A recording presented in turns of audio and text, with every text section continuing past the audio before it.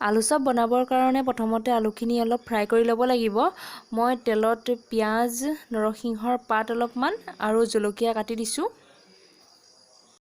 এতিয়া মই 1 চামুচ জিৰা পাউডাৰ আৰু 1 চামুচ ধনিয়া পাউডাৰ দিম।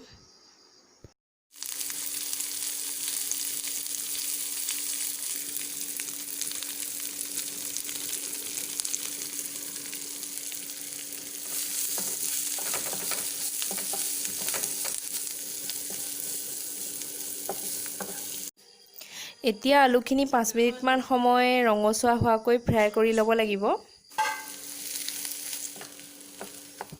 নিমখ দিছোঁ জোখমতে।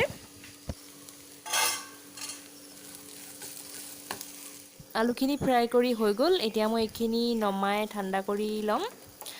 আৰু মই বেচন লৈছোঁ পানীৰ সৈতে মিক্স কৰি।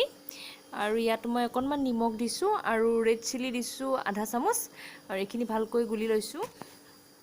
আৰু লৈছোঁ বিস্কুটৰ গুড়ি, যিকোনো বিস্কুট এনেকৈ গুড়ি কৰি ল'ব। কটা পিঁয়াজ লৈছোঁ, এইখিনি আলুৰ সৈতে মিক্স কৰি ল'ব এনেকৈ।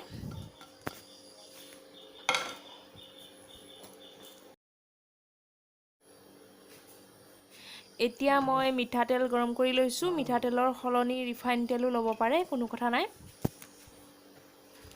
আৰু আলু চপখিনি এনেকুৱা চেপত বনাই লৈছোঁ।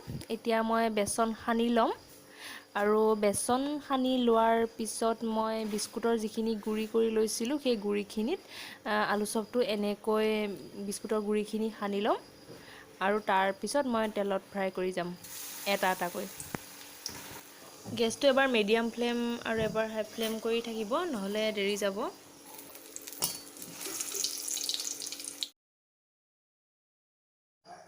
এইটো আলু চপ বনাই হৈ গ'ল।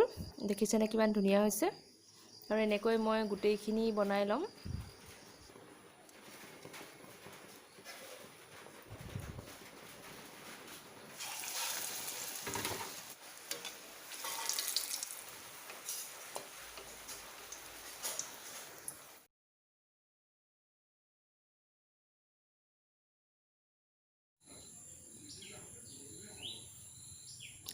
আৰু আলু চপ বনাই খাব পৰাকৈ ৰেডি হৈ গ'ল। এয়া চচৰ সৈতে পৰিৱেশন কৰিব পাৰে। আৰু ভিডিঅ'টো চাই ভাল লাগিলে যদি লাইক, কমেণ্ট, শ্বেয়াৰ, ছাবস্ক্ৰাইব কৰিব। আপুনি যদি এনেকৈ আলু চপ বনাই খোৱা নাই, তেতিয়াহ'লে নিশ্চয় বনাই খাই চাব বুলি আশা কৰিলোঁ।